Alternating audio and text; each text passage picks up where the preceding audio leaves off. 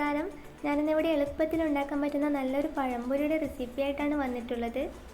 അപ്പോൾ അതിന് വേണ്ടിയിട്ട് ഞാനിവിടെ 4 പഴമാണ് എടുത്തു വെച്ചിട്ടുള്ളത്. ഓരോ പഴവും ഇതുപോലെ 3 സ്ലൈസസ് ആക്കിയിട്ട് കട്ട് ചെയ്തെടുത്ത് വെക്കാം. ഇനി നമുക്ക് ആവശ്യമായിട്ടുള്ളത് മൈദയാണ്. മൈദ ഞാനൊരു ബൗളിലോട്ട് ഇട്ട് കൊടുക്കുന്നുണ്ട്. 1 കപ്പ് മൈദയാണ് ഞാൻ എടുത്തിട്ടുള്ളത്. അതിനുശേഷം ഇതിലോട്ട് ഒരു 1/2 കപ്പ് ദോശമാവ് കൂടി ഒഴിച്ചു കൊടുക്കുകയാണ്. ഇത് ഞാൻ ദോശ ഉണ്ടാക്കിയപ്പോൾ എടുത്തു വെച്ച മാവാണ്. ഇതുകൂടി ഞാൻ ഇതിലേക്ക് ഒഴിച്ചു കൊടുക്കുകയാണ്. ഇനി ഇതിലോട്ട് ഒരു 1/4 കപ്പ് അരിപ്പൊടി കൂടി ഞാൻ ചേർത്ത് കൊടുക്കുന്നുണ്ട്. ഇത് വറുത്ത അരിപ്പൊടിയാണ്, അതുകൂടി ഒന്ന് ചേർത്ത് കൊടുക്കുകയാണ്. പിന്നെ നമുക്ക് 2 ടേബിൾ സ്പൂൺ പഞ്ചസാര കൂടി ഇട്ട് കൊടുക്കാം. പഞ്ചസാര നിങ്ങളുടെ ആവശ്യത്തിനനുസരിച്ച് ഇടാവുന്നതാണ്. ഇനി നമുക്കിതിലോട്ട് 1/2 ടീസ്പൂൺ ഉപ്പ് ചേർത്ത് കൊടുക്കാം. പിന്നെ 1/4 ടീസ്പൂൺ മഞ്ഞൾപ്പൊടി, 1/2 ടീസ്പൂൺ ബേക്കിംഗ് പൗഡർ. ഇത്രയും ഇൻഗ്രീഡിയൻസ് മാത്രമാണ് ഞാനിതിൽ ചേർക്കുന്നത്. ഇതൊക്കെ ചേർത്ത് കഴിഞ്ഞതിന് ശേഷം ഒന്ന് നന്നായിട്ട് മിക്സ് ചെയ്തെടുക്കാം.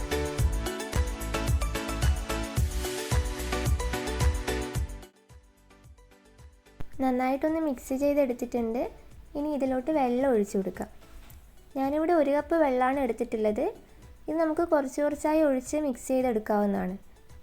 മാവ് അധികം ലൂസായി പോകാനും പാടില്ല, എന്നാൽ അധികം തിക്കാവാനും പാടില്ല. അതുകൊണ്ടാണ് കുറച്ച് വെള്ളം എടുത്തൊഴിച്ച് മിക്സ് ചെയ്യുന്നത്.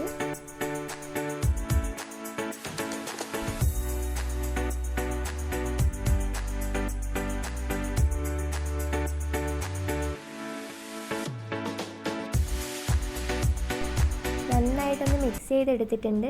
കണ്ട ഈ ഒരു ടെക്സ്ചറിൽ മതിയാവും. അധികം ലൂസും അല്ല, അധികം തിക്കും അല്ല, അങ്ങനെ ഒരു ടെക്സ്ചറിൽ മതിയാവും. ഇനി ഇത് അരമണിക്കൂർ ഒന്ന് റെസ്റ്റ് ചെയ്യാൻ വേണ്ടിയിട്ട് വെക്കാം. അപ്പോൾ അരമണിക്കൂർ കഴിഞ്ഞിട്ടുണ്ട്. ഇനി നമുക്കിത് കുക്ക് ചെയ്യാം. ഒരു പാനിലോട്ട് എണ്ണ ഒഴിച്ചു കൊടുക്കുന്നുണ്ട്. വെളിച്ചെണ്ണയാണ് യൂസ് ചെയ്തിട്ടുള്ളത്. നിങ്ങൾക്ക് വേണമെന്നുണ്ടെങ്കിൽ സൺഫ്ലവർ ഓയിൽ യൂസ് ചെയ്യാവുന്നതാണ്. എണ്ണ ഒന്ന് ചൂടായി വരുന്നുണ്ട്. ഇനി ഇതുപോലെ ഓരോ പഴമായിട്ടെടുത്ത് ചൂടായ എണ്ണയിലോട്ട് ഇട്ട് കൊടുക്കാം. മീഡിയം ഫ്ലെയിമിൽ ഇട്ടിട്ട് വേണം കുക്ക് ചെയ്യാൻ വേണ്ടിയിട്ട്, അല്ലെങ്കിൽ പെട്ടെന്ന് കരിഞ്ഞു പോകാൻ ചാൻസ് ഉണ്ട്. ഫ്ലെയിം നോക്കിയിട്ട് അഡ്ജസ്റ്റ് ചെയ്ത് കൊടുക്കുക. ഇനി നമുക്ക് ഓരോന്നായി ഇതുപോലെ ഫ്രൈ ചെയ്തെടുക്കാം.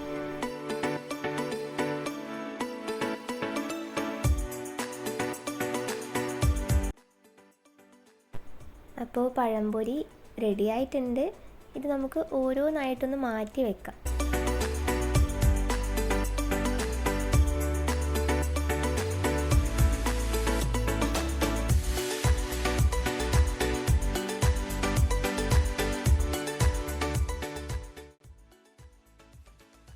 ഇതുപോലെ തന്നെ ഇനി ബാക്കിയുള്ളത് കൂടി ഒന്ന് കുക്ക് ചെയ്തെടുക്കാം.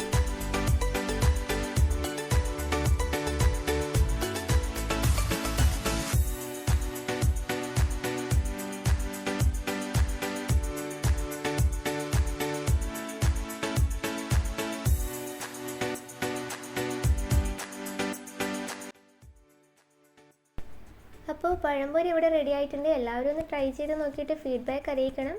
വീഡിയോ ഇഷ്ടമായിട്ടുണ്ടെങ്കിൽ ലൈക്ക് ചെയ്യുക, കമൻറ്റ് ചെയ്യുക, സബ്സ്ക്രൈബ് ചെയ്യുക. വീണ്ടും ഇതുപോലെ നല്ലൊരു റെസിപ്പി ആയിട്ട് കാണാം. ബൈ.